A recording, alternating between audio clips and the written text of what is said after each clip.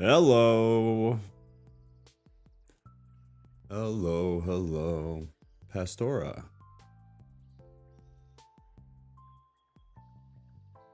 Nah, good to see you and thank you. Thank you. It's about time. Poor girl waited so long. She was such a good sport for such a long time. So sweet. She's so sweet. Lilith, what's going on? Ghost, I hope Kat gave you what she talked to me about giving you. And also gave you the prerequisite that I asked her to. I know it's about time. I know. I had a little bit of trauma, okay? I had a little bit of trauma. And also I'm anti-marriage. It's very hard. But if there's anybody who would get me to do it, it is her. It's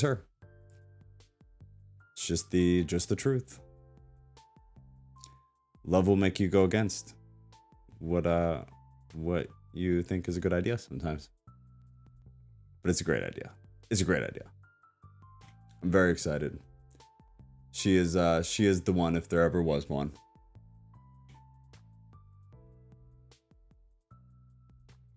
I'm trying to get all our stuff here ready to go. All right, cool. Ghost. Yeah. Anytime. Shoot stuff there. I'll definitely see that more. For sure. All right, let me see.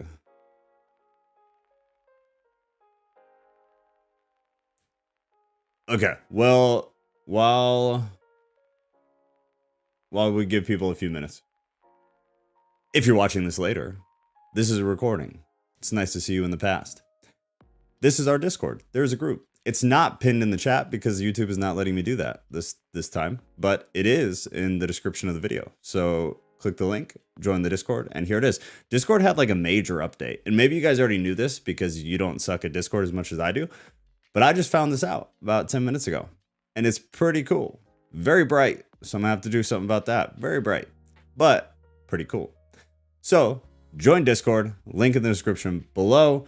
It is free, it will always be free, and there's a whole bunch of cool stuff, and there are people that are much smarter and express things better than me. So if you can tolerate sitting here and listening to me, then I would highly recommend you go and tolerate and listen to people that are better than me, because that makes sense. To me, that makes sense. So we're gonna be going through a lot of different stuff today. I don't want to, and I'm torn a little bit, because I don't want to read or go through like content too much, but I also want to make sure we cover enough. So I have some resources. I want to go through some of them. This was really interesting, but it's long. So I'm debating whether we go through it. So if we have time, I do want to go through it. This is the doctrine of Satan and extra biblical, apocalyptical literature. It's very interesting. A little bit dry if you're not into weird stuff like I am, but if you're sitting here, you probably are at least a little bit. Or at the very least, you can tolerate having somebody read it to you. It's relatively dry if you don't like this stuff, but it was really, really interesting. And it was, it's 5 pages. It's not super long. So we'll see. Because I would much rather there be conversation. So, and like we've talked about, we're going to probably do a bunch of parts to this whole Satan thing. So we can always come back to it. It's not a real big deal. Marriage is freaking awesome. My husband and I were together for 5 years before, and it's the second best thing we ever did other than, okay, I was wondering what the first best thing was, other than having a kid. Yes, for sure. Yeah, Kat and I are on, I think, year 6. It makes me feel better that you also waited a while. That makes me feel better, because I felt pretty bad making her wait so long. But marriage freaks me out. And we've all talked about it here on the streams before, that marriage is not what it used to be. Marriage is now something totally different. And it's something that Kat and I neither of us support, like legal marriage the way it is now. So it's a tough thing to navigate. Like, I want to make the public declaration. I'm perfectly comfortable being tied to her in a legal manner. No issue there. It's how the government approaches the legal matter that makes it iffy for me, and I just don't see why it needs to be a legal process to begin with. It just doesn't, But if not her, I definitely would never get married again. Never again. But she is worth it. There is an exception, yes. She is certainly the exception. She's a phenomenal woman. Yeah, I figure the content will at least get things going, and then I'll just save whatever we don't use. So we'll always come back to it. He always said he'd never get married. Lots of divorce and drama. Yeah, for sure. Drama in the family. But as Ghost said, sometimes you got to find the exception to your rule. Yeah. And at the end of the day, man, it's like, do you really believe the person will fight to the death to make it work? You know, and I don't think, no, not, I know for sure, I've never been with anybody who I fully believe would fight to the death to make it work if things started to get rocky. And I absolutely have complete confidence that she would fight to the death to make it work. So I'm comfortable. In 6 years, you guys created your relationship, and on the 7th, you know the thing. That's really funny. That was, she told me too, that you said something about our phones getting engaged too, because she switched to like my phone plan, which was really funny. She told me that. It was very funny, very clever. Well done. Well done. All right, enough about that. Thank you all. I appreciate it, guys. We're very excited. We had an awesome time doing it. I had a great time putting her through the ringer of making her guess what I was doing before doing it. I had a very good time with that. So I appreciate you all. I love you guys. And we're very excited. Sorry, I didn't mean to derail the convo. Just had to gush for a minute. Yeah, no, it's good. It's a beautiful thing. But let's get into it. So the first thing I do just want to read, and my eyes are already giving me trouble. So let me zoom in real hard like an old man. Just an overview. Satan, devil, demon. Concepts. Yes, there are some arguments. Yes, maybe we'll get into them. These are general statements, general conceptual ideas of those things. So Satan. In Hebrew, we covered that it means opponent, adversary, enemy, and other synonymous terms for that same thing. In Christianity and Second Temple era Judaism, it has been used to refer primarily to the first of, thus far, fully fallen angel who argues for opportunities to delegate temptations and afflictions to other fallen or fully fallen angels. Jesus also used it once to refer to Simon Peter, though whom was coming a temptation to spurn his upcoming self-sacrifice. That's Matthew, that's Mark as well. Devil comes from the Koine Greek diablos. This is slanderer, slanderous, or false accuser. Through Latin and Middle French, this again refers primarily to this first tempter, though it can also refer to any of his aforementioned delegates. That's the general belief. Now, if I remember right, I think we had a bit of an argument about that last week, because if I remember right, I think a few of you were like, no, the devil is a specific entity of some kind. And maybe I'm remembering wrong. So if I am, you can definitely let me know. The voice channel is also open, guys, just so you know. And Ghost, before I forget, I just threw an invite to you, so you're at least up there, so you can cut me off at any time. But I think most people, if I remember right, kind of push back on the idea that devil can refer to multiple entities, that it's specified to a singular entity. I personally don't know.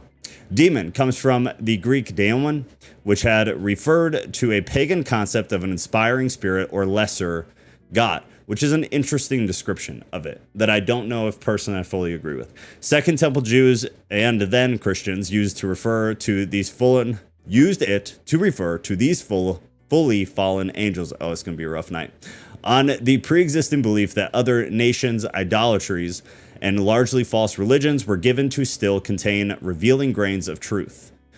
Judah had also been under Greek and Macedonian protectoracy at different times during this Second Temple period. So just big overcomplicated descriptions of the three. So Satan, devil, and demon. Oh, we're having connection issues? Dwayne Jackson, whom I don't know, is already disagreeing. What do you disagree with, good sir?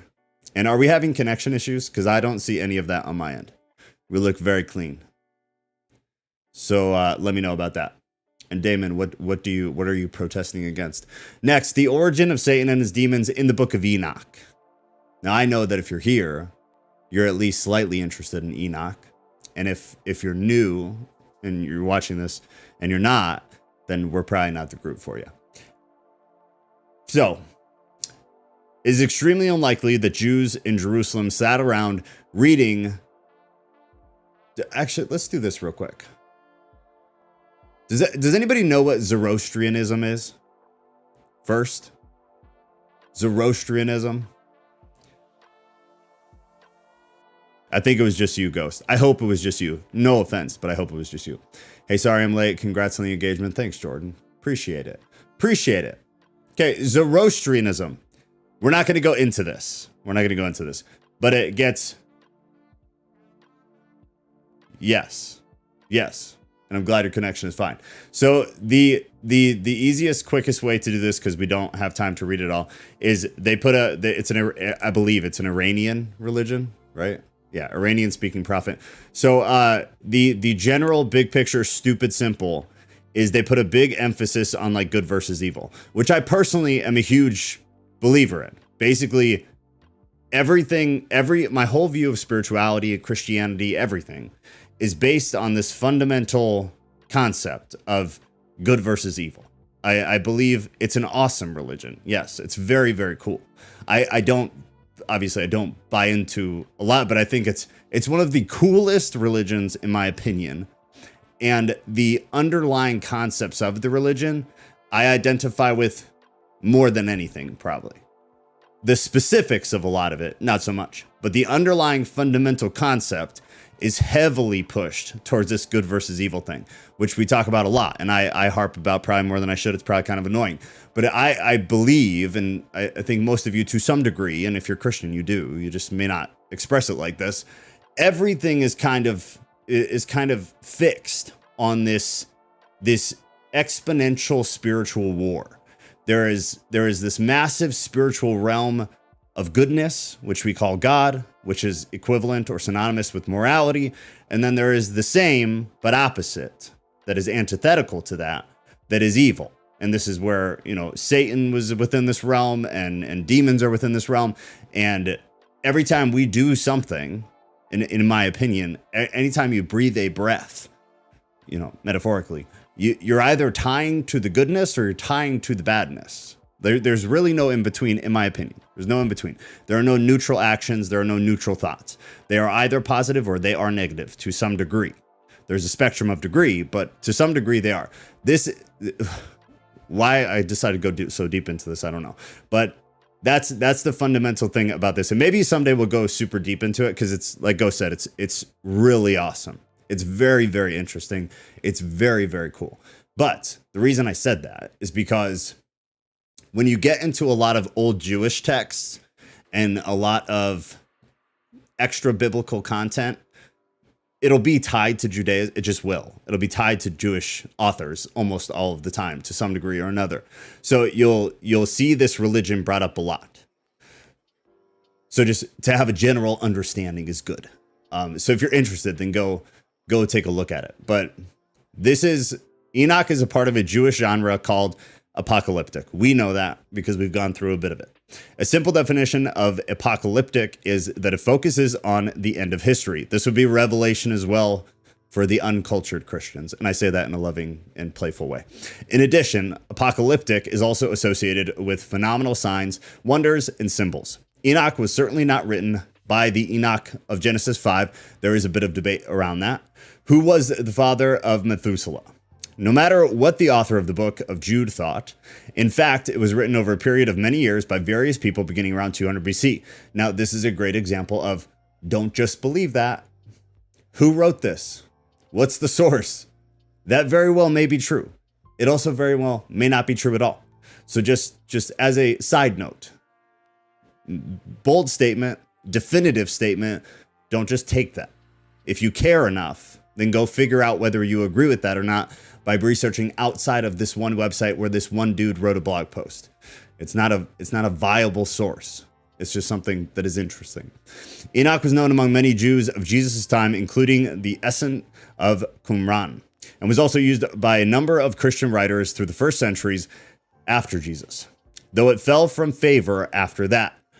So, for a while, Enoch was quite an influential book among both Jews and Christians, but it was never included in the Old Testament, the Jewish Apocrypha, or the New Testament canon. That would be a really good thing to do a long... Why haven't I thought of that? We need to, at some point, go through, why did we canonize what we canonized? Because that's where a lot of my grief comes from. But that I got to write that down, because we need to do that at some point. Go in depth on why we ended up with the canon that we did and why certain texts were excluded. Because those are texts that, at least here, we kind of go into a little bit. The sons of God and the daughters of men. If you remember, awesome. If you don't, then this will be a brief synopsis. One of the most apparent contributions of this religion that we're talking about to Jewish thought is an idea of a powerful evil adversary to God. The Zoroastrian god was Umara Mazda. His adversary was called Angra Mainyu. Both Ahura Mazda and Angra Mainyu, they just want you to have to read it 1,000 times. Mainyu, who knows? We're followed by a host of spirits. Today, we will see how Enoch turned to an obscure passage in Genesis to bring that idea of a powerful foe with a host of spirit followers into Jewish thought, where it had never existed before. Since the belief in him is generally in a religious context, and his very being is him, being the one who is lost, was wrong, inferior. Did I miss something, Nat? I'm sure you sent that a while ago, so I apologize, because I don't know what it's in reference to. I thought some monks decided what stayed and what didn't, maybe when the creeds were created. Kind of. I would say kind of. That's definitely not the full, this kind of. But definitely not all. No, it's much more political than that, unfortunately, as most things are. Genesis chapter 6 says, the Nephilim were on the earth in those days, and also afterward, when the sons of God went to the daughters of men, daughters of humans, and had children by them. They were the heroes of old, men of renown. That is all the Bible says about it, nothing more. And we have talked about this before we went through Enoch, and then as we kind of went through Enoch. That's all you got. So to know anything about the Nephilim, to know anything about the daughters of men and the sons of God, you have to go outside of the Bible. You just do. And for them to just drop these things in the Bible and then say nothing else about it at all ever should be a red flag. If nothing else, it should be a red flag. Who were these sons of God originally meant to represent? Possibly they were thought to be the descendants of the pure line of Seth, with the daughters of men being descendants of Cain. Or the sons of God were God worshippers, while the daughters of men were not. A third possibility is that they were extraterrestrials. We just don't know what was intended by this short, vague passage. Interesting. Remember, this is just some dude's opinion writing a blog post. Enoch gave names to the sons of God and elaborated on the story. Enoch understood them to be fallen angels who had sexual intercourse with human women. God punished them, and their acts led directly to the flood of Noah. Therefore, the fall of angels related to sexual sins rather than pride, as some suppose. Which is an interesting thing to just think about. So people who just take the Bible and nothing else. One, it's a rough game to play, in my opinion. If you're honest with yourself and you have a functioning brain, that's a very rough game to play. And I don't mean to be offensive by that. It just is. Because there are things like this that are just dropped on you and not explained in any way whatsoever. And you're forced to just ignore them, which is dishonest. It's poor exegesis. It's very improper, hermeneutic practice. It's just bad. Otherwise, you have to kind of take it and then go figure out what that means, which is kind of what we do and get stuck doing, which is an endless pit of rabbit holes. Oh, Nat, I got you. Zoroastrianism, heavily influenced. What is that? Rosicrucianism. I am not familiar. I just realized that the connection hiccups are in Discord, not YouTube. My internet is trash. Shoot. Hopefully that's not actually a Discord issue since they did the update, because that would be unfortunate. All right, so I'm just going to read this little bit right here, and then we'll open it up for a minute. So if anybody wants to join the voice chat, you got anything to say, get ready, and then we'll go into the next thing. So this is Enoch telling a story in chapter 6 and 7. Enoch identifies the sons of God who went to the daughters of men. This is review, if you did Enoch with us until we stopped, because it became too much for some people. And I totally understand why. In those days, when the children of men had multiplied, it happened that they were born unto them handsome and beautiful daughters. And the angels, the children of heaven, saw them and desired them. And they said to one another, come, let us choose wives for ourselves from among the daughters of man, and beget us children. And Simyas, being the leader, said unto them, I feel that perhaps you will not consent that this deed should be done, and I alone will become responsible for this great sin. But they all responded to him, let us all swear an oath and bind everyone among us by a curse, not to abandon this suggestion, but to do the deed. Then they all swore together and bound one another by the curse. And they were altogether 200, and they descended into Ardo, which is the summit of Hermon. And they called the Mount Armon, for they swore and bound one another by a curse. And their names are as follows. We're not going to read them. And they took wives unto themselves, and everyone respectively chose one woman for himself. And they began to go unto them, sexual intercourse. And they taught them magical medicines, sorcery, things like this, incantations, the cutting of roots, and taught them about plants. And the women became pregnant and gave birth to great giants. Notice that, the author says, in Enoch, the leader is not called Satan, but Simyas. Enoch also lists the good archangels of God in chapter 20. And these are the names of the holy angels who watch, the watchers, and then they list the names.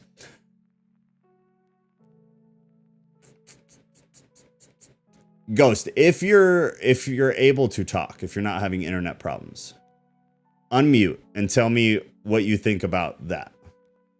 That Enoch did not call Simyas Satan. If you have any thoughts about this. Can you hear me? Yes, you're good. Are you? Oh. I was kind of distracted. Are you talking about Semyaza? Yes. Yeah, he didn't call him Satan. Because he was playing the role of a Satan. That's essentially what I believe. So same with Azazel and all the rest of them. Are you aware of any like groups of people believing that it was Satan? Like specified Satan, not general Satan. I mean, no. I mean, you got some Protestant like kind of channels on YouTube maybe, or some authors that may have postulated that, but it's kind of spurious. Okay. So, because I had never heard that, and then I was reading this, and so I was just curious. Yeah, I would say it's not a very common belief, but I have heard people say that. But usually the people who say that don't really understand what the word Satan means to begin with, so fair. Whatever. Yeah, no, you're probably right, which would make sense.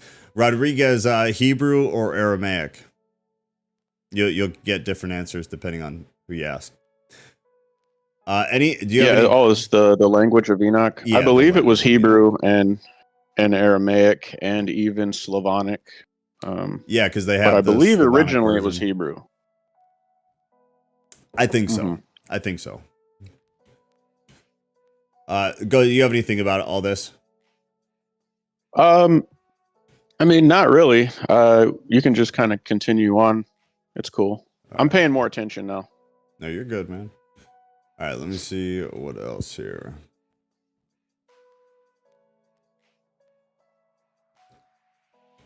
All right, some of this is decent. Some of it, I mean, if nothing else, this is a good jumping off point for other things. Interested in searching elsewhere to figure it out, but end up being forced to ignore since I can't prove my findings anyways. I accidentally deleted instead of edit. I need to get on my computer. Interested in searching elsewhere to figure it out, but end up being forced to ignore since I can't prove my findings. Yeah, but you can't prove anything, man. It's very difficult with this stuff this old. In my opinion, which people hate. Satan means adversary. We've kind of covered this, so we're not going to go into it. Pride fueled the devil's origin story. Some of this gets kind of interesting. Perhaps the last place you look to find information about Satan is in a list of pastoral qualities. I like this a lot because there's some good points that are made. And yet, as the Apostle Paul lays out the qualities he expects of the church leaders, he makes specific mention of the devil, which is interesting because Paul doesn't mention the devil a whole lot. It's mentioned, but not a whole lot. He mentions all sorts of other things way more often. The apostle warns Timothy that any elder must not be a recent convert, or he may become conceited and fall under the same judgment as the devil. That's 1 Timothy 3:6. The Bible doesn't give us a great deal of specifics when it comes to Satan's rebellion against God, but in the passages that do seem to touch on the devil's fall from grace, pride is a predominant theme. Which brings up this point that we didn't at all talk about last week, and which makes sense because there was a lot going on. But that's true. That's true. Pride is one of the most common like character flaws, if you will, that is tied to the concept of Satan, of being a Satan. Why? Why do you think that specific flaw is pushed so much? I feel like you could think of others that might be more prevalent, unless you consider pride being kind of the baseline for other character defects. I just thought that was interesting. A lot of people don't bring that up, at least in my experience, haven't brought that up. I thought that was a good point. I think pride might be a prerequisite to the other sins. It's like the jumping off point, like you said. Exactly. Yeah. That's all I can think of, is it kind of covers a lot of bases. Another concept rabbit hole, but not sure on merit, on the sons of God. God had many sons and Christ was the only begotten one. What do you think about that, Ghost? That's Jordan. All right. Can I say something about begotten? Yeah, go. Okay. Begotten comes from the Greek monogenes, and that does not mean biologically begotten, because that's not the word they use when it comes to like a physical son. Monogenes means one of a kind, unique. That's all it means. So, and people can check the etymology. That's not just me saying stuff. It's true. So why do you think that's one of those things that's been so heavily conflated? Do you just think it's one of the many, many things that we kind of we pushed in a specific direction, and then in ignorance, everybody just kind of adopted and accepted? Yeah, I don't think it was malicious. I think what happened is they didn't have a lot of Koine Greek material when they were doing the earlier translations of the Bible into English. Yeah. So they kind of mistook it and misunderstood what monogenes means. And then, you start teaching something and people just roll with it, and it's really hard to deprogram, like anchoring bias, like I said last week. Yep. So they hear begotten for generations, and then when we have more Koine Greek material to cross-reference, and we see, oh wait, that means unique or one of a kind. People have already been knowing it as begotten and thinking of it in one way for hundreds of years, and it's really hard to deprogram them. So that's what I have to say about begotten. That's I'm glad you said it. That's interesting. It's actually very interesting. That whole deal is one of the things that it truly amazes me how common that is, how common anchoring bias is, and just you can get the entire world essentially to believe something that's just not at all true in any way whatsoever. Just that easy. People get adopted. People emotionally tie to it for whatever reason. I think there's a lot of reasons that it happens, but collectively the result is that, a huge portion of the population understands something as A when it's Z. And then even if you present it like you just did, which is something that is very easy to look up, you'd still have a large portion of people that would push back on it, which just blows my mind. I think that's just absolutely wild. Trust me, I know. It's insane. It's insane. Rodriguez, what do you mean? But go ahead. No, you're good. Go ahead. It was the chat.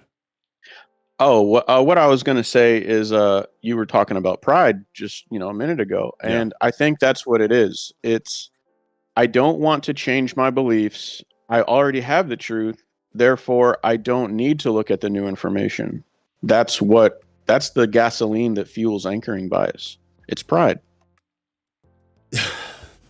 Do you think that's my thoughts? I think to a degree I agree, but then I think about it and I think about interactions with people and conversations with people. And I don't think obviously nothing is complete like everybody, but I feel like a lot of people I talk to it doesn't seem like it's pride.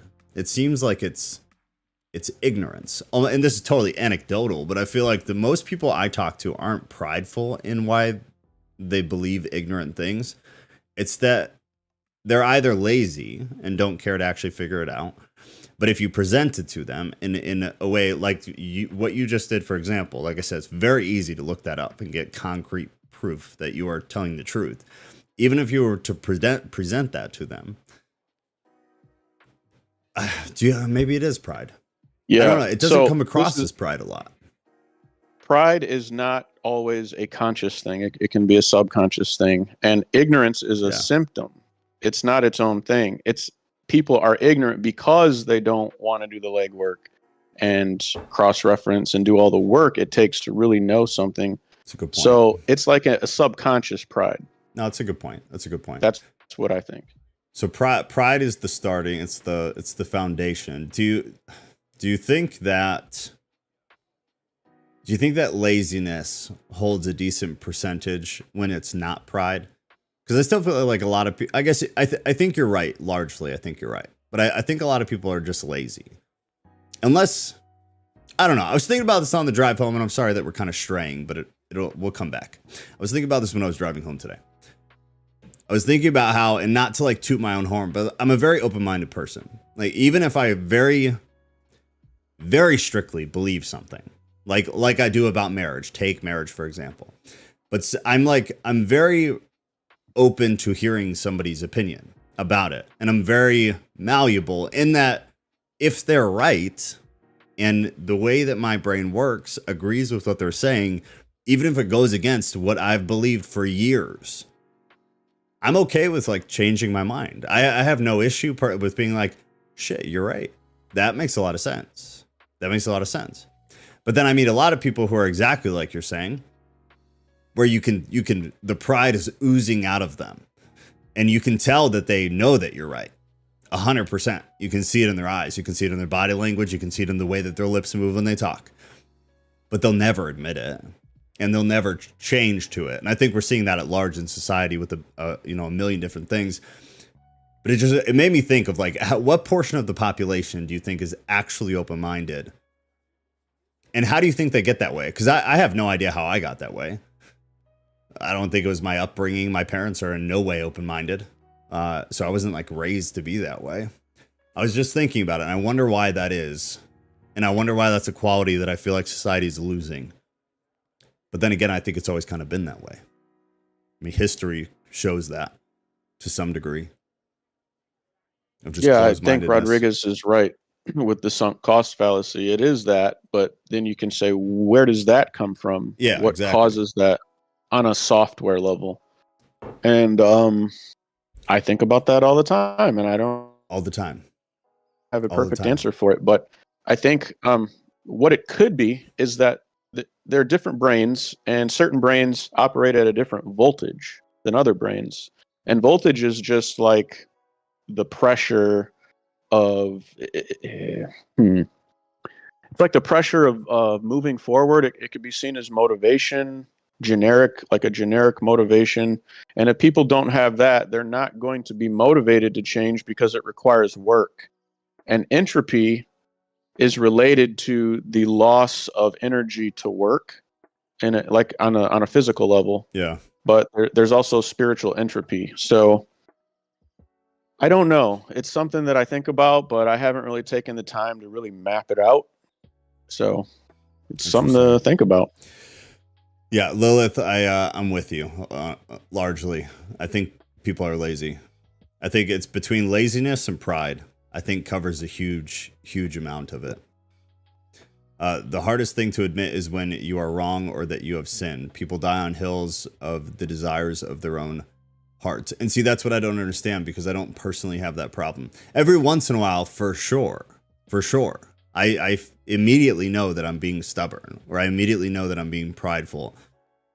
But not normally. Like, it's definitely not more than 20% of the time. Most of the time, personally, I have no problem being wrong.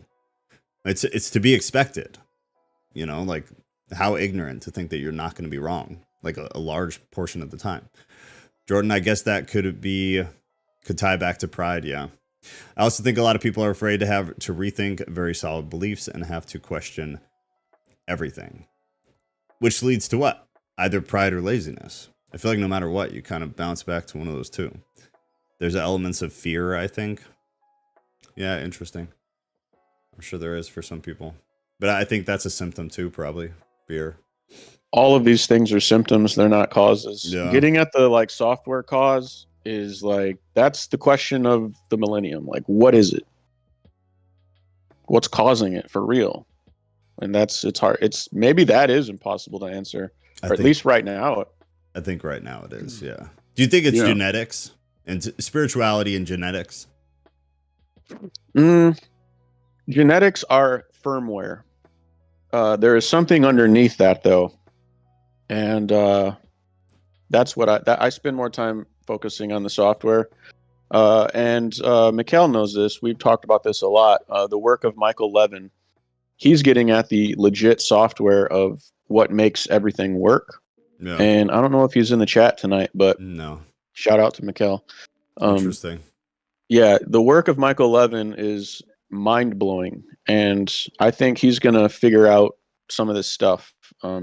Really? Because he's proving that genetics are just a very minute component of the actual software that's happening. He calls it bioelectricity. I think it's just electromagnetism, but he's smarter than I am, so we'll call it bioelectricity, I guess. But if people want to look up Michael Levin, like, that dude he's breaking new ground. So would you say it's beyond brain chemistry? A lot of it? Yes. Brain chemistry is the filter, but what it's filtering is what I want to figure out, what I want to get at. Yeah. Interesting. Michael Levin. Michael Levin, Levin. So if people want to write that down. What does he specifically study? Like, what field? Is he an academic, or is he just... Yeah, he's a biochemist out of okay. Or actually, he's not a chemist. I think he's a biologist out of Tufts University in Boston. Okay. And yeah, he's a monster. Interesting. Yeah. Side note, but Harvard. Huh. You guys have stuff in Discord on him? Were you guys? Oh yeah, we send stuff out. All right, I'll search then. I'm interested. Yeah. Jordan, I grew up with a lot of stubbornness, and that makes me turn away from being like that. Yeah, that's how I think I ended up too. I saw the things, and I feel like that's what you should do. You should see the things your parents did that you think were wrong, and try to do the opposite of that. Being open to ideas, open-minded as a result of understanding logic and being a logical thinker. Yeah, for sure. Scott, for sure. I actually just thought of a metaphor. What's that? So if you're standing on a solid foundation, this is a physical metaphor. You're using far less energy than if you were standing on some type of moving platform. You don't have to balance as hard. And when people have a rigid idea, they're not using any. Wait. You said they're not using. But when you introduce a new idea. Wait, pause. You cut out. You said they're not using, and then you cut out. Oh, okay. Sorry. Let me rephrase. Yeah, when you're standing on solid foundation, you're not using energy. You're just standing. But if the ground starts to shake and move and rotate, etc., you have to use more energy to balance. And that use of energy is uncomfortable. And the same thing happens spiritually. when you have a solid ideal that you think you're right about, and then someone introduces a new concept to you, you're getting jolted, you're moving around, and you don't like that feeling. Yeah. And to prevent that feeling, you just revert back to, no, I'm right. I don't want to hear it. I like that. That's really good. Yeah. That's a really good way to put it. Now, that's an example of as above, so below. When I say spiritual realm, I'm talking about that versus the physical model. So there's always an analog to spiritual and physical every time. Yeah, that's well put. But yeah. That's a good metaphor. Very good. Interesting. Yeah, no one wants to be on unstable ground, you know. No, yeah, that's true. And that's a really good way to picture that. Is you trying to stay still and basically the world around you moving and you having to try to stabilize yourself. That's a phenomenal way to put it. Maybe people think that's why cognitive dissonance is so mentally taxing, because it's literally taking energy.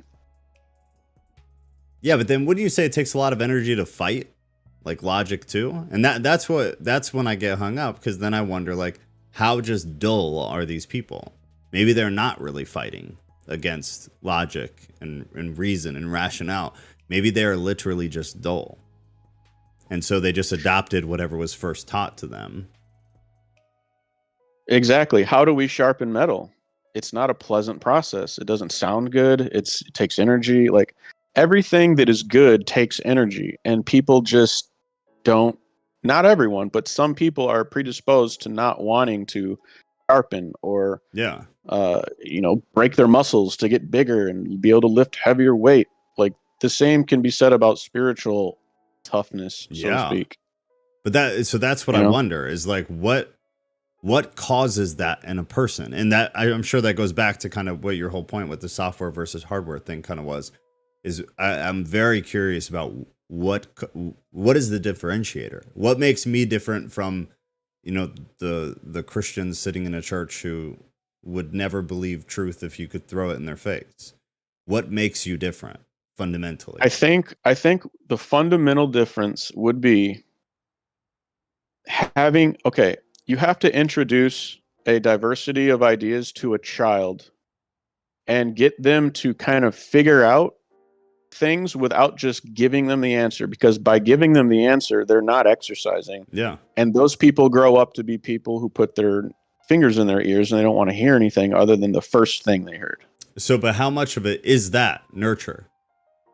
That's what I think it's most of it.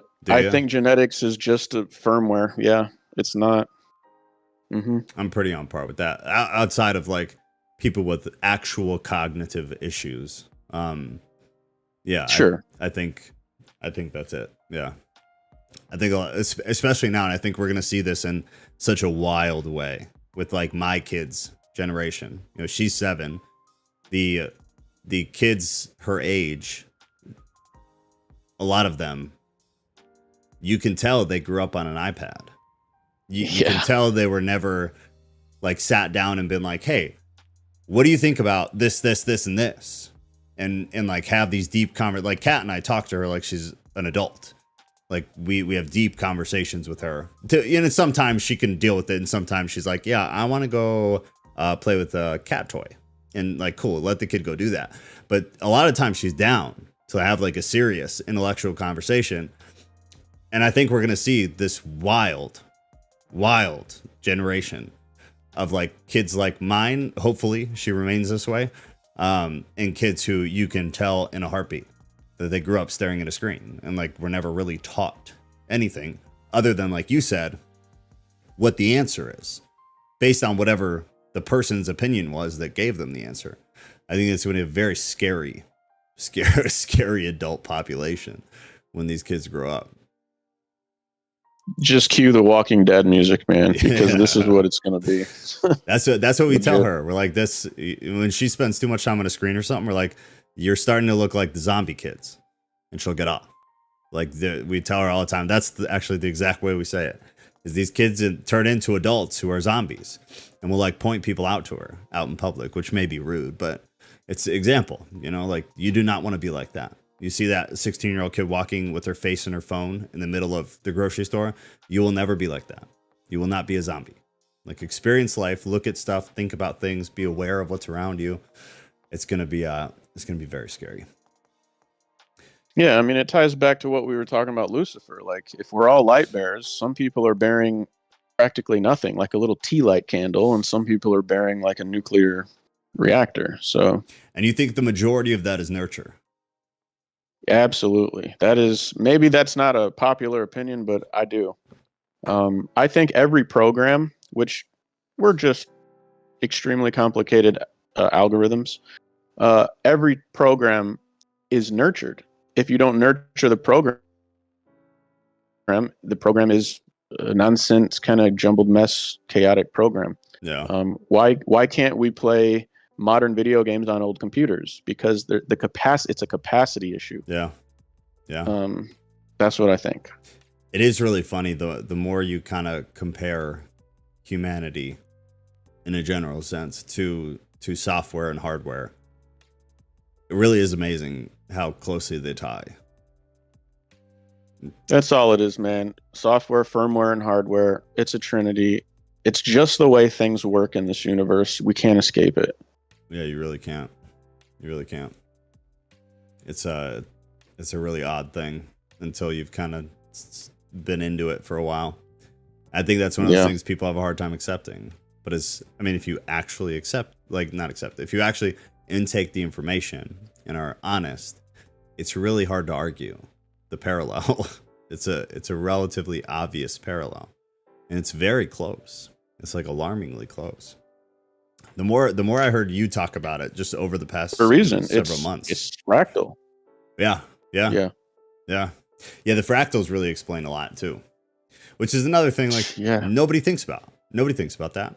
I never did. The only reason I know about fractals at all is from like trading, financial markets. And then since I've started to understand it in a different sense, but I never thought about that before. And nobody had ever proposed it. But then you did. And it was absolutely true. It's really hard to get away from that.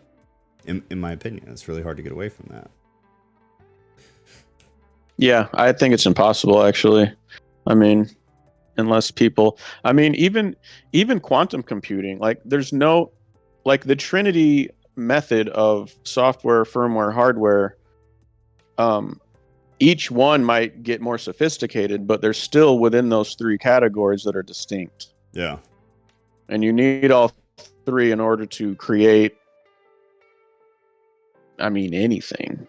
So I've tried, man. I've tried to sit here and think, okay, can you just do things with two or just one? And you can't. No. You need all three. No, you do. You do. And then it is interesting to compare it. Not to compare it. I guess kind of compare it to the Trinity, the concept of the Trinity. It's an interesting thing. Yeah. It's a continuum. One can't exist without the other.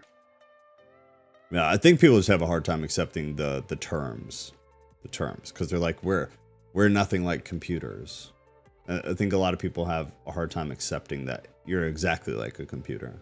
You're very much like a computer. Well, yeah, I talk to people like that sometimes, and they're stuck on they're hung up on words, and I'm like, okay, exactly. Well, name a kingdom to me that is like a mustard seed, please, and then they kind of get it. So they don't know how metaphors work. And I think understanding metaphors is the key to intelligence. How smart are you? Can you understand metaphors? Yeah, no, I don't disagree. I've never thought about it like that, but yeah. And if you're going to be into ancient literature, you sure as hell better be able to understand it. Better brush up on it. Yeah, dude. You're going to be very, very lost. All right, I want to read these two. So number 3 on this article was Satan's dominion in Earth and Sheol, which we'll see what you have to say, because I think you think about Sheol more than I do. And the 3rd chapter of Genesis, the serpent persuades Adam and Eve to eat the forbidden fruit, expelling them from Eden and sealing their doom. But although Adam and Eve are punished, Satan gets the fiercest curse from God. he rebelled against. The God he rebelled against. The Lord says to him, "Cursed are you above all livestock and all wild animals. You will crawl on your belly and you will eat dust all the days of your life." I want to stop right there. Ghost, you obviously tell me. Rodriguez, I think if you're still in here, if you have an opinion as well. Rodriguez, I'm going to invite you. If you have no interest in speaking, that's fine. I just want to be able to go back to this page and not flip around. But I'm interested to hear, and in the chat too. Why? Why this comparison?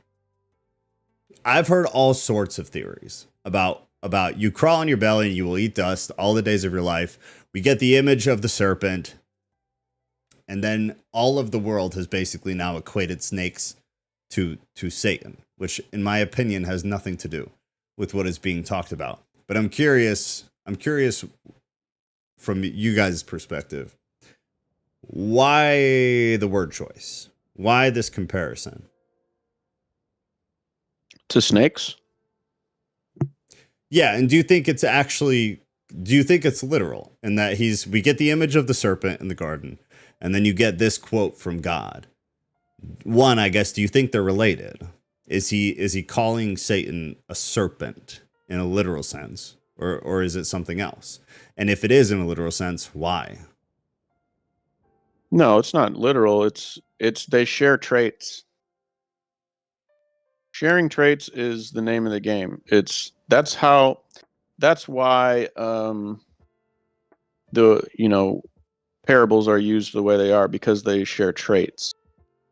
So a serpent has a forked tongue, which means it speaks doubly. It'll say one thing and it means another.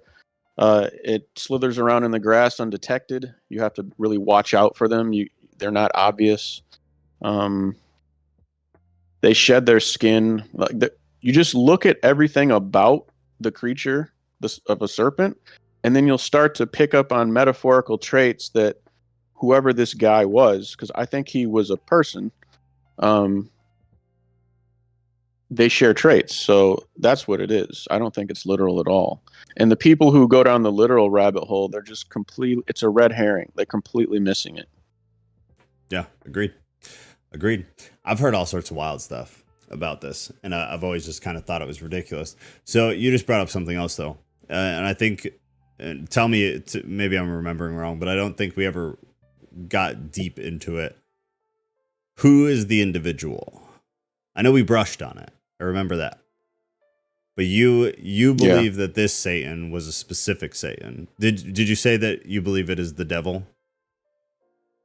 Well, the devil it's just another metaphor. I think, okay, so when we see it's politics season, when we see a donkey and an elephant, we're not, in red, white, and blue with stars and stripes on them. We know it's a symbol for a group of people.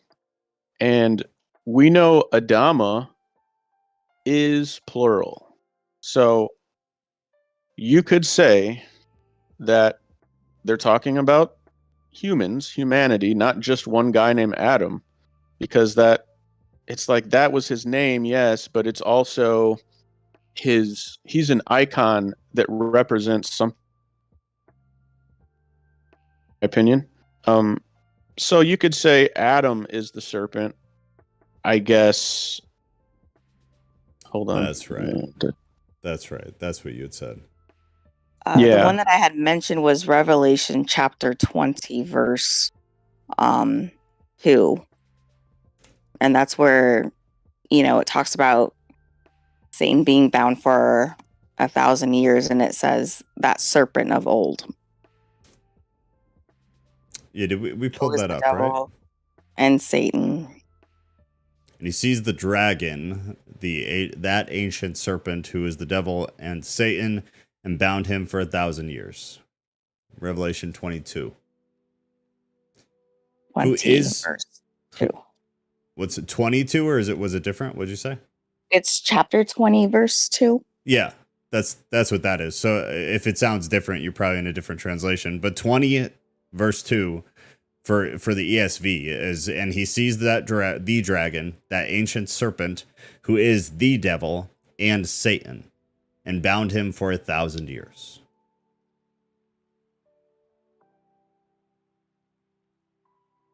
I'm just saying it's referenced again in comparison that they are one and the same. But they're not, right? Unless it's comparing to a specific individual, which I guess we got into a bit last time.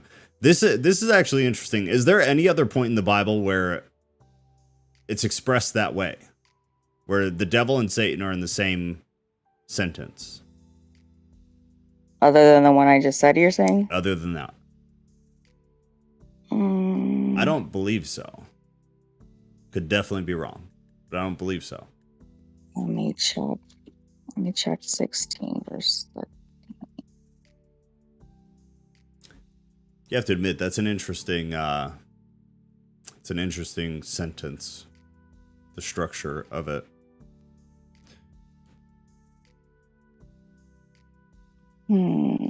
So it becomes we lost Ghost. It becomes why because it's if it's not redundant. I just got an idea on what it means. How, Ghost, did you get bounced out? Oh no, you're right there. I'm here, but it did something weird With the internet? I just wrote it down. Well, yeah, my internet is not great right now. Okay. I wrote something down, so I want Rodriguez to finish. No, I'm done. She's Okay. researching, I think. Yeah. So tell me if this checks out. Tell me, okay. The devil, Satan, the dragon, would you say, and he was bound for 1,000 years, would you say that is an equivalent to the tares from the wheat and the tares parable, or Belial, the rubbish, the waste? Does that connect? You're saying for Satan being bound for 1,000 years? Yeah. The concept of Satan, the concept of an adversarial position to Yahweh or Jesus. Because during the millennium, that one, because it was my understanding that it was almost in reference to us, right? Like a sifting.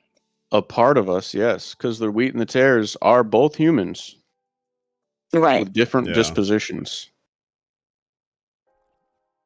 Possibly. Okay. So if the devil and Satan represent, say, bad humans in opposition to Yahweh, wouldn't they be bound for 1,000 years during the millennium? I don't think though that.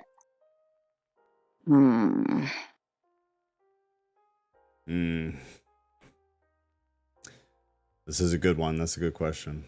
It literally just came to me. Like I got. I mean, if you believe that, I mean, it's a good question.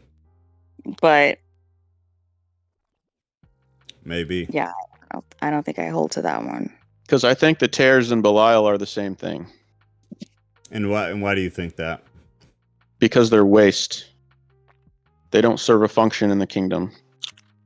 They serve a function outside of the kingdom during the process of growing and having opposition and strengthening. But after, or when the kingdom starts, I don't know, man. I think they are part of the second resurrection, not the first. Is that kind of like, what is it, Matthew 24, when he's separating the sheep from the goats? And that one is pretty distinctive. I mean, the goats, they go to hell for not clothing, for not visiting him in jail, for not feeding the, there's a whole laundry list of interesting, man. Lack of piety. Yeah, they would be the tares who don't serve a function in the kingdom.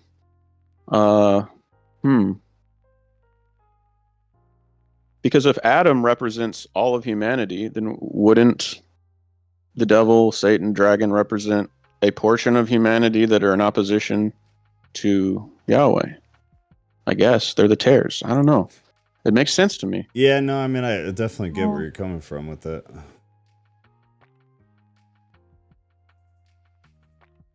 Yeah.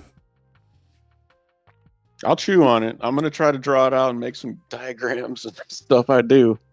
Yeah, But do that, because that'd be interesting to come back to. That's something I don't think I could say right now. I definitely fully grasp I get it, and I see it for sure. I mean, it would definitely make sense. It's hard to say. I mean, it's impossible to say definitively, but it makes sense. It makes sense. because I'm thinking more like the Hebrews. They thought Mhm. pluralistically Yep. instead of individually. Mm-hmm. So I don't know, man. I'm gonna think about it. Yeah, that's interesting. Whatever you end up making, text it to me Sure. so I actually see it. And when we do another one, yeah, that's really interesting. That's really interesting. But yeah, I gotta sit on that for sure. And as always, I'll pull out verses, try to support it. Speaking Yeah. of which, when you were talking about Sheol a couple minutes ago, Yes. you remember that Trojan horse picture I made? Yes. So I think that's part of the win condition of the game, so to speak. And I wanted to talk about game theory and the prisoner's dilemma tonight, but I don't know if we'll have time. So Are you maybe next relating time. it to the topic specifically? Oh yeah, it's all connected. Yeah, then go, because this isn't much longer at all, and I'm not super set on hitting really any of it. And then the other stuff I have is too long. This is too long, so I'm gonna save it because this is very interesting. So the next time we do Satan, I'll start with this, and everybody's gonna have to tolerate it. It's only a few pages, but it's a little bit dry. But we definitely don't have time for this, so maybe we could get into at least some of that tonight. Okay. Yeah, go for it. It's not a new concept to me, but it's such a complicated one that I don't know if I could adequately explain it. I posted something in the Discord and Theology about it. It's basically a mathematical principle that proves the golden rule is the most efficient and best method of existing and being. Oh yeah, pull it up there. Is this it? Wait, maybe I posted it. Did I post it in Science? No, it's just today. Like I did it just today. So, Is there a way you can enter a search? Yeah, there is. What's a keyword, Ghost? prisoner's dilemma. That's Michael Levin. I just saw him. Yeah, you had it. The fox. The fox. The heck is Yeah, that? it's like the first thing the thumbnail was of a fox. What? Where is the fox? It's the newest post in the Science channel. Oh, you're on a lag. I'm like, what are you seeing? I don't see any of that. I forgot about the lag. Okay, there we go. I got you. All right. How to Outsmart the Prisoner's Dilemma by Lucas Husted. How long is it? I don't know. It's like 12 minutes. I can't remember. I just suggest everyone watch it. It's a lot of like, it's using a metaphor to explain a mathematical principle. It's 5 And minutes. It's 5 minutes? Yeah, why don't we do this? Let's throw on, you guys will have to deal with me. I listen to things at 2x speed a lot of time. We'll do 1.5 and get through it a little bit quicker. Turn the volume up. You guys let me know as quick as you can if the volume is garbage. Two perfectly rational gingerbread men, Crispy and Chewy, are out strolling when they're caught by a fox. Seeing how happy they are, he decides that instead of simply eating them, he'll put their friendship to the test with a cruel dilemma. He'll ask each gingerbread man whether he'd opt to spare or sacrifice the other. They can discuss, but neither will know what the other chose until their decisions are locked in. If both choose to spare the other, the fox will eat just one of each of their limbs. If one chooses to spare while the other sacrifices, the sparer will be fully eaten, while the traitor will run away with all his limbs intact.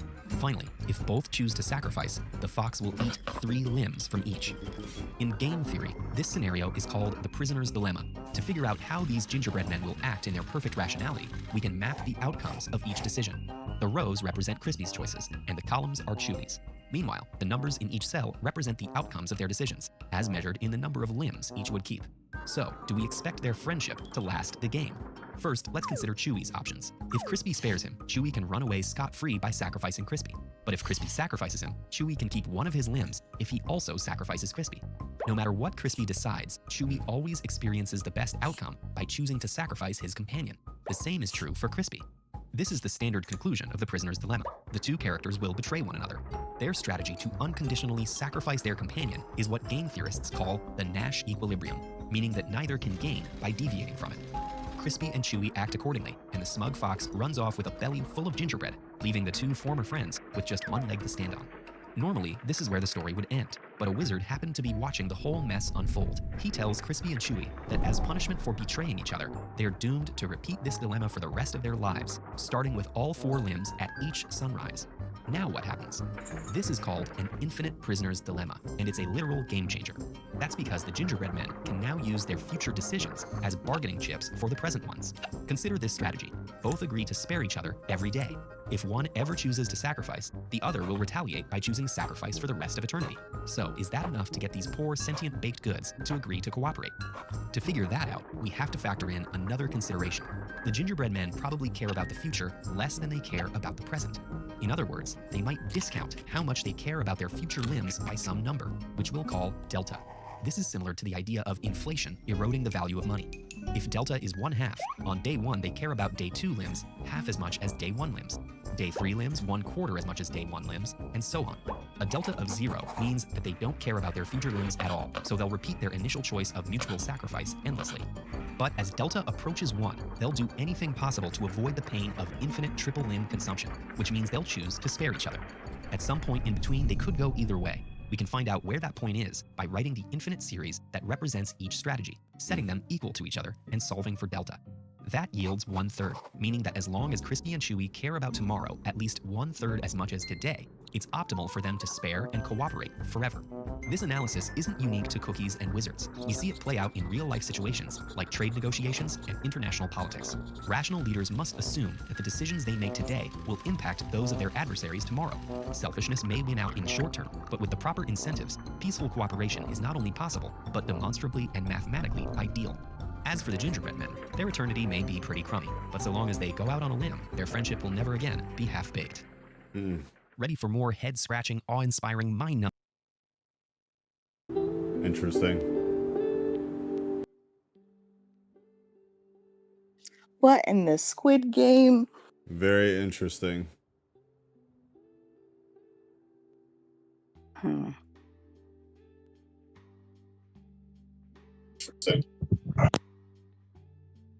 So, Ghost, relate this. How are you going to relate this specifically? What was your angle? My angle is we're going to have to teach this paradox or dilemma. It's not a paradox. We're going to have to teach this dilemma to artificial intelligence at some point, like it was taught to us in the garden, whatever the garden is, because it's basically a mathematical representation of the golden rule. And so every time Jesus is teaching something, he can't give us the raw software of why he's teaching it. He has to give us kind of hardware examples that people can comprehend. Yeah. Much like the gingerbread thing. But really, there is a software underneath this that's true. And like you said, this can apply to politics, etc. And if we're not good to each other, the mathematical consequences of that can be predicted. Yeah. Yeah. Just that this actually proves conspiracies exist, because you have to conspire with an other to kind of negotiate the best outcome for both of you. So this is why big corporations and stuff conspire. The more you go down this rabbit hole of the prisoner's dilemma, the more the Garden of Eden makes sense, the more the Golden Rule makes sense, and the more certain conspiracies make sense. Yeah. So I'll just say that. I don't want to get too deep into it, but that's where my thoughts are. On that. I could see that. I could see the relation to the garden, if nothing else. Because I think the garden is just a hardware metaphor to what's actually happening underneath it all. And that applies to the universe. It applies to our everyday life. It applies to everything. Yeah. Yeah, without a doubt. So yeah, I just didn't mean to derail with some weird stuff, but that's what I think. It's another thing. Yeah, I gotta sit on. I can definitely, like, just off the top of my head, like you just said, there are some things that are it's pretty apparent that you could see it. You can see it in as a representation of that underlying concept. God, the teaching it to AI is interesting. We're all Pinocchio, man. Yeah. Adam's Pinocchio. We're Pinocchio, and there are a lot of parallels. I've really been delving into Pinocchio lately, and man, he's a genius. Not Pinocchio, Collodi or whatever his name is. Geppetto. Yeah, Geppetto. The writer. Jiminy Cricket, JC. He lives inside of us. Yeah, there's a lot of winks and nods. I've never heard that one. Yep. There's a lot of parallels. Interesting. So Pinocchio, I guess we should get into it. If you have anything on that, throw that in Discord too, though. How Pinocchio. So I guess real quick. Pinocchio parallels what exactly? You said JC, so I assume Jesus Christ. What are the parallels in brief? Okay. Pinocchio is a sort of construct. You could say he's Adam. And in order to make him a real boy, so to speak, he has to reconcile lying with truth-telling, which is the tree of the knowledge of good and evil. Jiminy Cricket is not real. He's a spirit that lives inside Pinocchio, that comes from the fairy with blue hair, which would be, I guess, like the father. And then Geppetto, I don't know. I don't know if it's a one-to-one. Yeah. Sorry. Wrong story. No, it's fine. No, this isn't the fairy godmother. This is like a different thing. It was the star. Yeah, she came from the star. So I mean, it's more like trafficking to me, but okay. Geppetto would be like Jesus. Pinocchio would be like Adam. The goal is to make Pinocchio like Geppetto.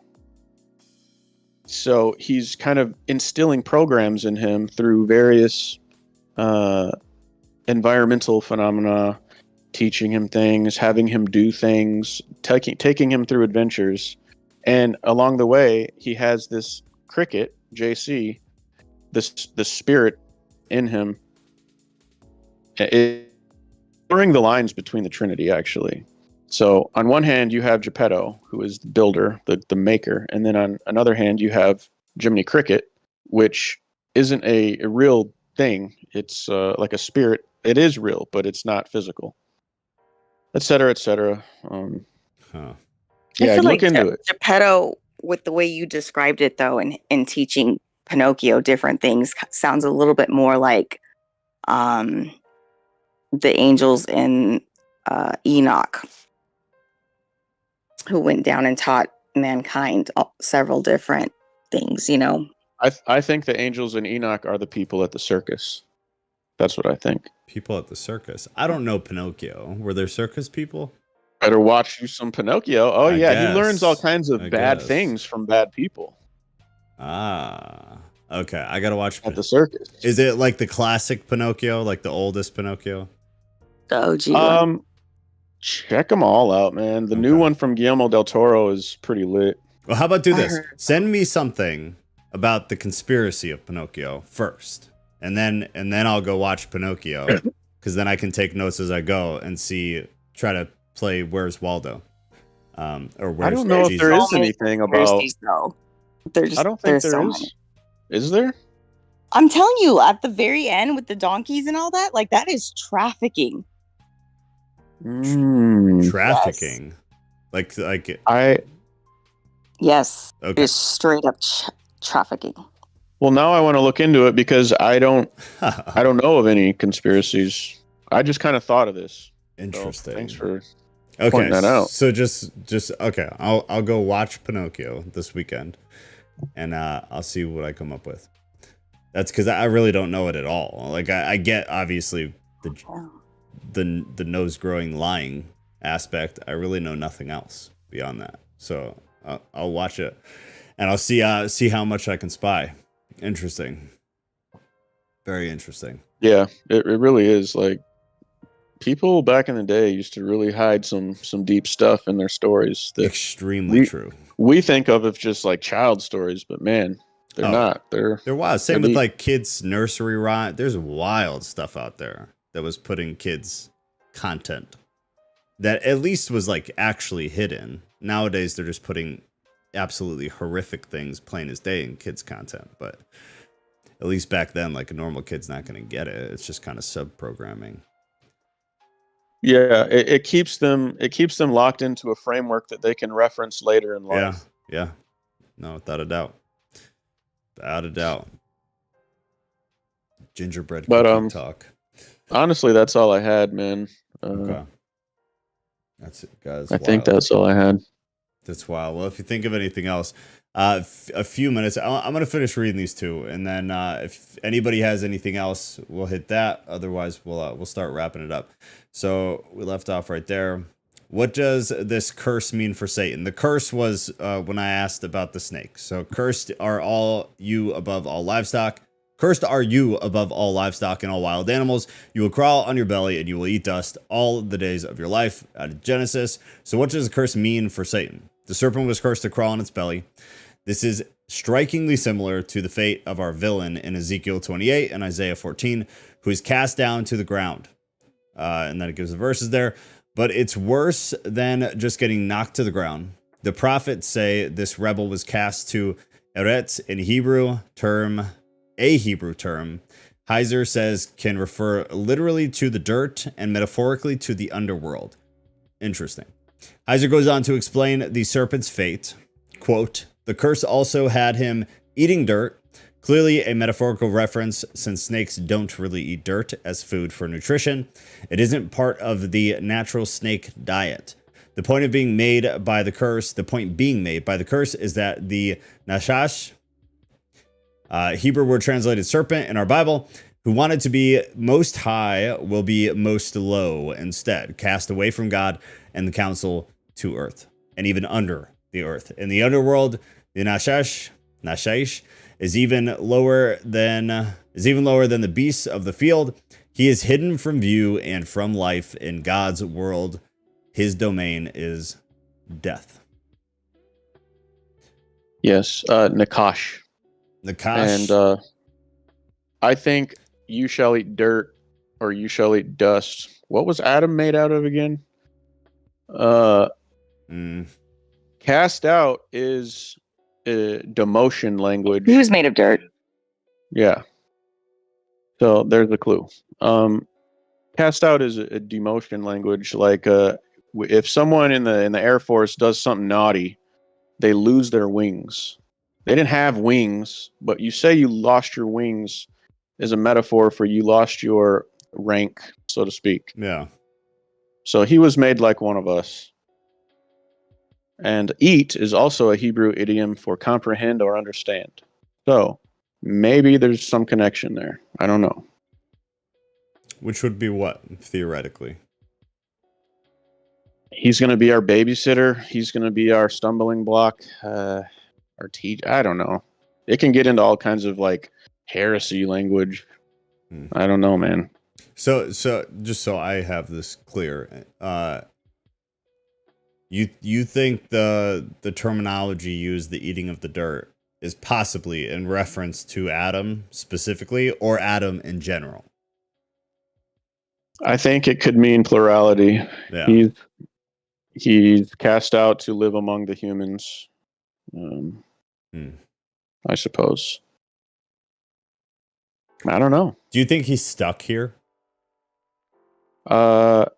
Yes. Among humanity? I think that one in particular is stuck here, yeah.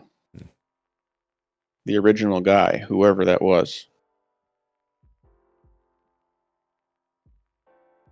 I think you can't make sense of a lot of this stuff without aliens, without some kind of weird, not us kind of type thing. Like, But why does it have to be? Well, that's a whole other why podcast, couldn't I it be? suppose. Why couldn't it be just spiritual entities, or do you see them as synonymous? I think spiritual entities are just disembodied ideas. I don't think anything exists. I don't think we can. The spirit world is just software. So we can't even perceive it really without a brain. We need something physical to perceive it. Otherwise, it's just floating in the ether. It's nothing. It's a component of us. So there would have to be a cup that held the water, so to speak, because the water is, you know what I'm saying? Yeah. No, I definitely get what you're saying. So what do you think happens when you die? Like to our spirituality specifically. I think it goes to The ether. It back into, which is connected to the sun, which is connected to the black hole. You cut out. Sure. Say it again. Sorry. Oh, all right. This internet's got to go. I think when we die, our electromagnetic signature that is unique to us goes back to the core of the planet, which is connected to our star, which is connected to the black hole in the center of the Milky Way, etc. So I think human beings are a streaming device, not a storage device. I think the storage device is the center of the planet, what the Hebrews called Sheol. So when we stream Netflix onto our TV, we don't have all those movies on our TV. They're stored at some place off-site in a Netflix server farm. Yeah, and I think that's what the center of the planet is. It's like it transmits and receives magnetic waves, so to speak. You're talking about like the electromagnetic field. Mm-hmm. Okay. And I think with that framework in mind, going back and reading scripture opens up. It's like, whoa.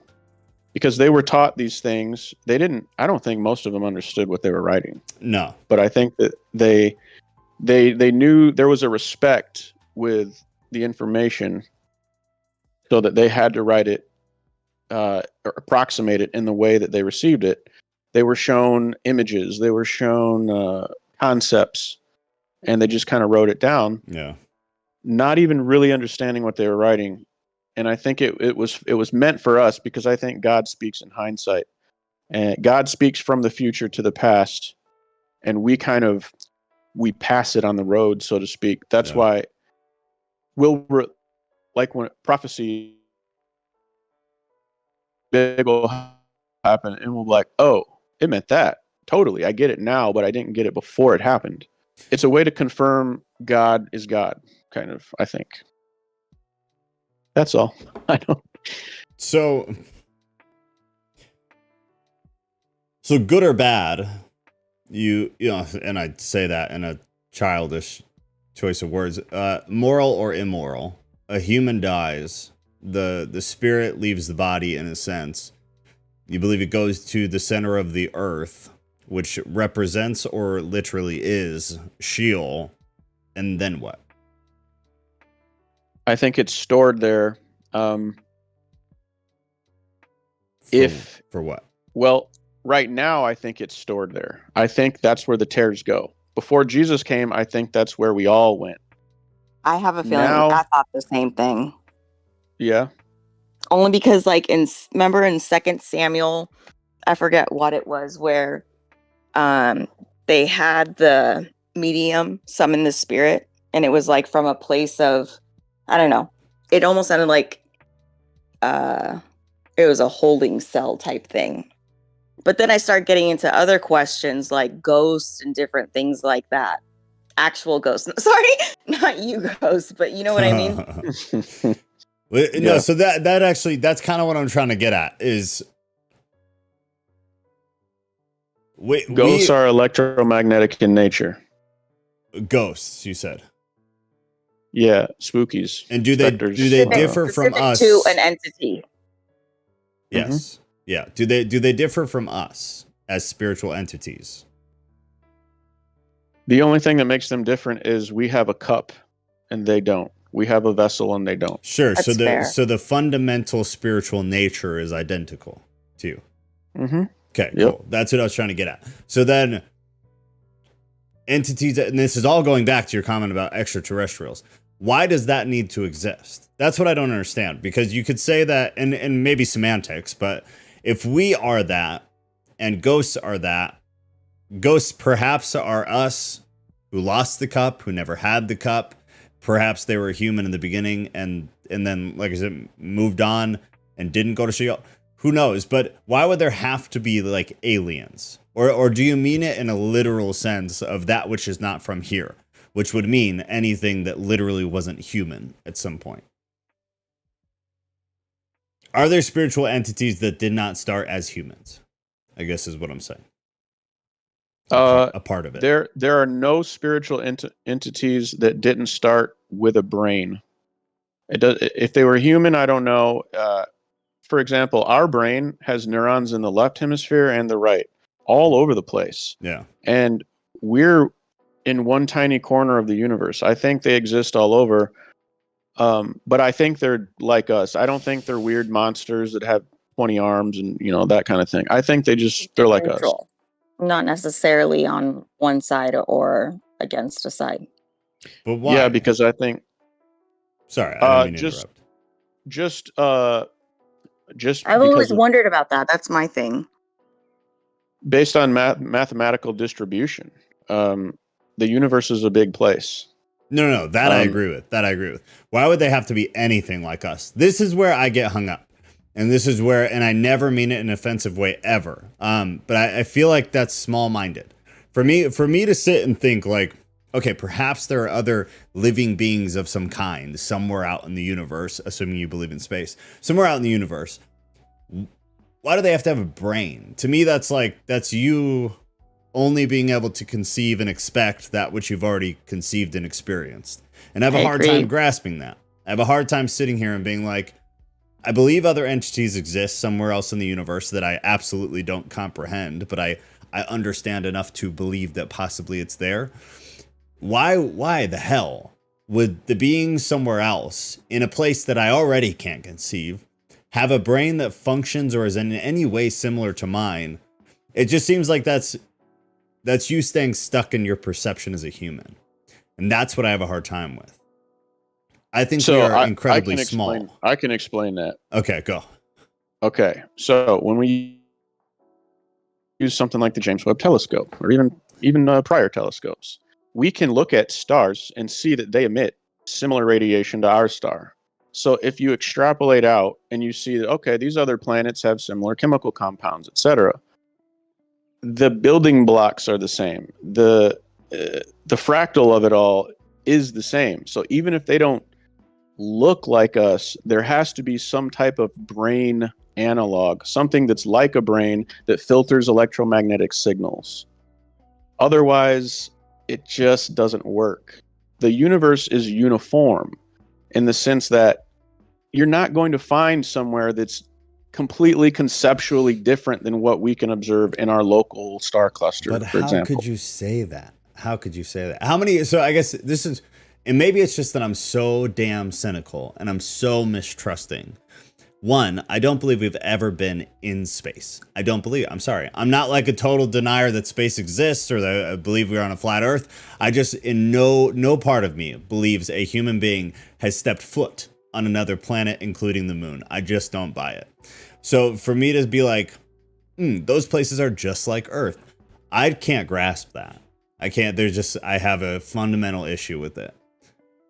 This my understanding also works on a flat Earth model. This is a universal thing. So even if, say, we're the only planet in existence and there's no such thing as, stars, blah, blah, blah. Even if we are on this flat, well, first of all, if we are on a flat Earth, that literally proves God. So, because we know that flat surfaces don't just coalesce naturally through the laws of physics. So that would mean there has to be intelligent intervention right off the bat. So that would be more convenient for me if the Earth was flat. So these entities would just be kind of the first iteration of us, so to speak, or you could say a prior iteration, and we would be like the new siblings. And then after the millennium, the cycle will repeat, and then we'll be the big brothers, and then new siblings will be created, and it goes on and on forever. But pause. What I don't Sure. believe in flat Earth. So that Okay. just beside the point. I get what you're saying, and I agree that it would kind of prove God, but I just don't believe we've been to any of these planets, is what I'm saying. I just don't believe a human has ever been there. So, and I also don't believe the images that were given. I don't believe, and I'm not like a conspiracy nut. If we went there in the 80s or whatever it was, and I don't want to start talking about this, so actually I take that back. I just don't believe we've ever been there. So for us to anywhere in space landing, I don't believe any human has ever stepped foot on a planet to be able to take samples of some kind, to be able to tell us what it's made of or what the foundation is, which is why I think I have an issue with the idea that everything is foundational to the same thing. Therefore, the brain has to be something similar. Oh, I see what you mean. You get what I'm saying? I agree with you in the sense that I do believe the electricity, like the energy has to be there. And I do believe that there has to be some kind of filtration mechanism. But that's it. Beyond that, I just don't believe we have any clue whatsoever. And personally, I feel very small-minded if I try to imagine it that they're anything like us at all. Yeah, I agree. I just have a hard time with that. So, first of all, I don't think we've been to other planets either. I don't know for sure, but I would say 99% I don't believe so. Yeah. But I don't think we need to go to another planet. I think if we use our telescopes and we see how light bends and we see certain type of signatures of the type of gas that is in that planet's atmosphere. Good point. We can extrapolate information just from knowing those things. It doesn't mean we're there, digging up rocks. It just means that, so assuming that the universe is real and there's all these planets and stars, it would be like taking a bag of seed and throwing it out and sowing it in a field. You're not placing each seed in a particular area. You're seeding the field. You're throwing it out and you're letting the wind carry it. Yeah. And I see the universe like that. So that's why I believe there's a sort of uniformitarity to it. And it's not going to be drastically different because of, fractals, etc. Yeah. So I am making an assumption, but it's not a wild assumption. It's based on what we already can see and do here. No, that's fair. Those are some good points. Yeah. But yeah, I don't think we've been to planets. I mean, that would be pretty wild, but. And at the same time too, so I guess take it, those are definitely good points. And I absolutely see where you're coming from. But it would only extend to what we could see with our technology. Right? Yes. If we could see these planets thoroughly and we're not able to see whatever life forms are on them, if any, it means either they don't exist within our eye shot, or they consist of something that is not visible or it's not visible to us, or that we cannot, just that we can't see, making them, invisible. Otherwise, they're so far out that our technology does not allow us to see them. So wouldn't you have to kind of admit that? Yeah, but this is also why I think aliens in space is a red herring. I don't think we need to really know any of that. I think fractals here on Earth and the different disciplines, and like, for example, geology and botany and chemistry and biology and all these different sciences, they all kind of share similar analogs to each other. So the more you understand, the more you start to see analogs, and the more you can assume how things work that you don't understand, because they all operate in a very similar way. So there isn't going to be something that's wildly different that doesn't have an analog, in my opinion, because we've never seen that ever. The only thing that can be put into that category would be quantum physics. It doesn't really have an analog it's kind of its own thing, which makes me think, okay, that's just the software of the universe. But so Quantum what if physics you? is like So the what if we've never science of seen it? spirituality. Oh, what, Rodriguez? Go ahead. No, I've always thought quantum physics was like the science of spirituality. Yeah, quantum physics is wild. It's scary. It's scary and wild. But Ghost, you said we haven't ever seen it. So what? That's always my question is, so what? To me, that doesn't mean anything at all.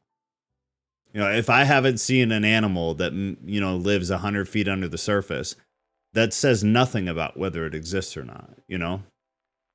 So I have a hard time with that. I agree. But when you do see it, you're like, oh, that's like this thing. Unless there's it's never not. something. Yeah, but we never have any. I'm only going off what we know. So yeah, sure. It's about pattern, you know, like in math and in mathematics, we see in fractals, you're not going to find a set like the Mandelbrot set. You're not going to find a set that doesn't behave like the other sets. Yeah, fair. So I'm just using that as an assumption. Like, I don't know what else to use as a metric, you know? It's interesting because I completely agree. And I literally half of my life is based off of that understanding. Comparing it to like financial markets. But then every once in a while, you see something happen in a financial instrument that has never happened before. And now you've seen it. And then oftentimes, not that this relates in any way, but oftentimes once that happens in a financial instrument, you see it again, and then you see it again, and then it begins a new pattern. And that's what I'm really interested in when it comes to things like this is, sure, we haven't seen this yet, and maybe we never will. But so can I touch on that? Yeah, go. Because I agree with you.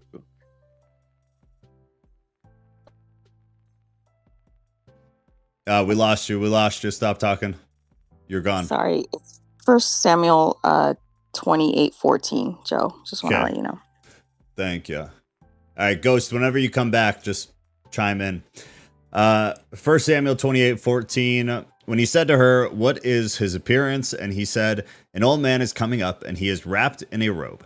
And Saul knew that it was Samuel, and he bowed with his face to the ground and paid homage. Remind me, what was the point? Why did we bring this up? It's a whole spiel, but basically it was talking about like a holding place other than, you know, not just heaven and hell. That's right. Sure. Sheol. Yeah.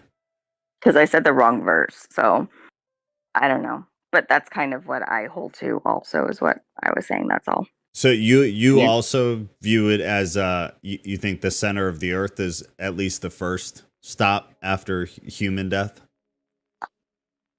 I don't know. I just feel like I always believe that there was only heaven and hell, but I'm starting to lean more towards there's I think there's something else. Yeah. What it is, where it is, I'm not too sure. And again, kind of like what Ghost was saying, I know I held to that specifically, you know, prior to the resurrection of Jesus. Now after that is where I get a little confused. And have more questions. But then again, that goes back to like just regular ghosts. And I don't know. I don't know. Like you hear people's experiences and I'm just like, there's something else, you know? Yeah. There has to be something else. Yeah. Yeah, I don't. Can you hear me? Disagree. Yeah, you're back. All right. I've been listening to you guys the whole time. It's just, I don't know, for whatever reason. Weird. So earlier you were talking about an anomaly, right? Mm-hmm. Okay. So I think Jesus is the anomaly. And I think that like you said, once it happens, it starts to happen more and more. And I think that's what it is. Once it happens more and more. It starts to spread. The apostles were the vector of that spreading. That's my opinion. Okay. I get what you're saying. Because when Jesus said, "You've heard it said that you should hate your neighbor or hate your enemy, etc." Yeah. But I say, that's an anomaly sentence right there. Yeah. Because nobody said that before. So that's kind of how I tie in the whole anomaly thing. But you guys were talking about Sheol, and I couldn't say anything. Sheol's my jam, man. I know. That's what I think about a lot. We got to do just Sheol soon. Yeah. Okay. So Sheol, I think before Jesus came, Sheol was a storage place for the good and the bad. The rich man and Lazarus story. Mm-hmm. Exactly. There's that one. When also. Jesus came, he opened a doorway to the sun. And I know that sounds weird and sci-fi and strange, but this is what I believe. He opened a doorway to the next level up, which is the next node you travel on the highway of nodes that get to the Father. Like I said, after a star, it would go to the black hole in the middle of a galaxy, etc. And that's that black and red image I posted, last month or whatever it was. Yeah. That's what I believe. And the Trojan horse picture I made is kind of an example of how that happened. Yep. He had to infiltrate because this gets into I'll save this if we do a Sheol episode. Yeah, well, I'll put it on the poll tonight. Okay. Whenever, it doesn't matter when, but I got it. Well, y'all decide, so we'll see. But I'll at least put it on there. So, because that would be interesting. It's cool to hear Rodriguez kind of. It's just cool any time to hear somebody like open their mind. So it's Rodriguez. It's very cool. I know you're muted and you don't need to unmute, but it's very cool to hear that like you believed one thing for a very long time, which I think is the story of like most Christians who grew up in like a normal Christian context. You believed there was heaven and hell. You completely ignored the entire concept of Sheol, and usually not by choice, just because it was never taught to you. It was always skipped over or downplayed or whatever.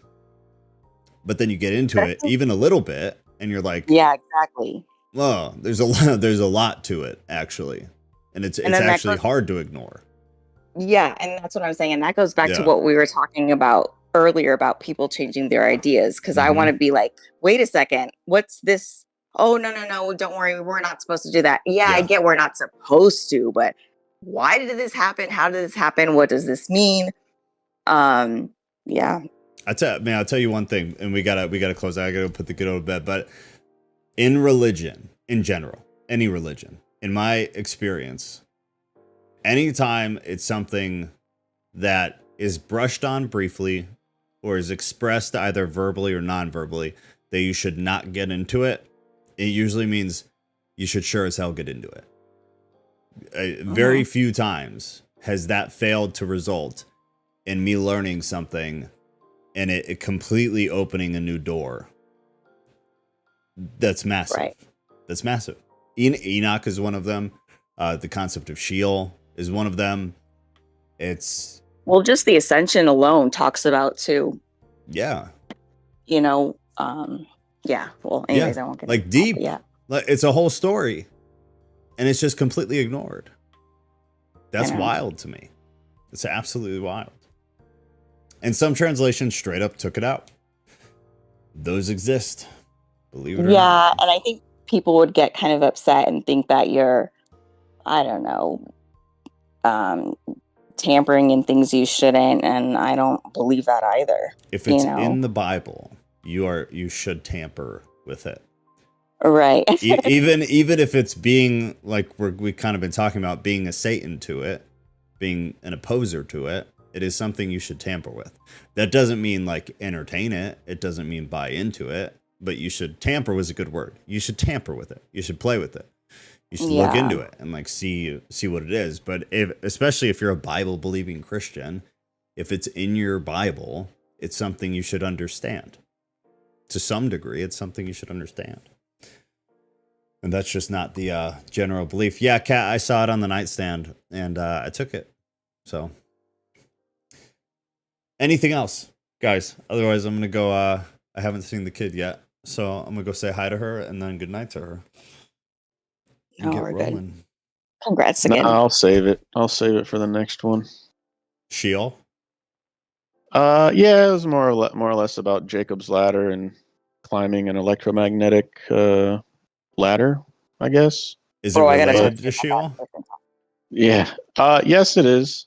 Okay, then yeah, save it, because I assume that'll probably get voted for, because it seems like whatever we talk about gets voted for next, and we kind of shifted into Sheol at least at the end here. So I will post a poll tonight, real quick, because I saw a few new people. I threw a link out there, but if you are not in the Discord, if you're not in the Discord, there's a link. I threw it up there. It's also in the description of the video.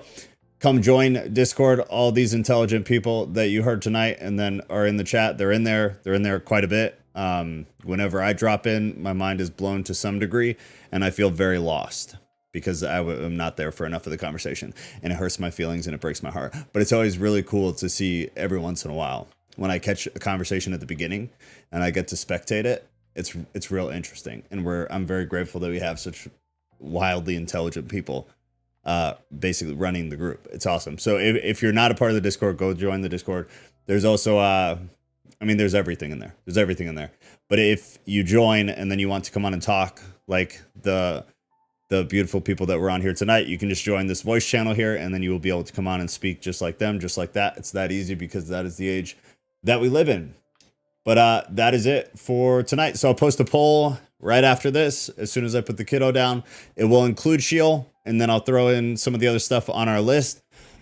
Also, if you have any topics for Thursday that you would like us to do, then just send those to me, or send them to somebody on Discord and they will send them to me. And then I'll add them to the list. And then basically every Thursday, I just pick random ones, unless it's something that we talked about and I say I'm going to put it on. Otherwise, they're just random. I pick 3 to 5, I throw them on there, and then you guys vote for whatever you want. So if you think of anything that we have not covered or that we did cover a long time ago and you want to cover again, I know a handful of people have been asking to do modesty again. So we'll probably do that again at some point. But Who asked for that? What's that? Who asked for that? I'm not putting anybody on blast. It was a few. Why, do you not want to cover modesty again? It was a little bit hot. No, we can go. We can have at it. It was a little bit hot. It was good, though. Honestly, it was a very good conversation. Everybody was, like, for the most part, very respectful. A lot of disagreement, but that was good. It's good to, like, disagree. And we're all still here, you know? Most of us are still here. The vast majority of us are still here. Kat just said me. She is one of them. All right, fine. I'll turn it down. It's a good test every once in a while to make sure we're all here with love, regardless of the disagreements. I don't think we'll ever do anything strictly political. I can tell you that. I don't see a benefit in that. But I get the modesty thing, and I get some of the other stuff. But that one I could really get into. There you go. Nat's one of them too. We'll do modesty again soon. I've been what the kids would call low key avoiding it, but we will. We'll get into it because it was a really good conversation. A few conversations, but it was very good. All right, I gotta go. I love you guys. The poll will be up tonight. Thank you all for congratulating Kat and I on deciding to enter into a contract unto death. Pray for us that it goes well. It will. It'll go well. Absolutely. It'll go well. I'm mostly Of course. kidding. I'm mostly kidding. All right. Thank you You're guys. kidding that it'll go well? What? I'm kidding that I'm worried about it. I'm very secure. Beautiful woman. Beautiful heart. All right. Love you guys. Out. I'll see y'all in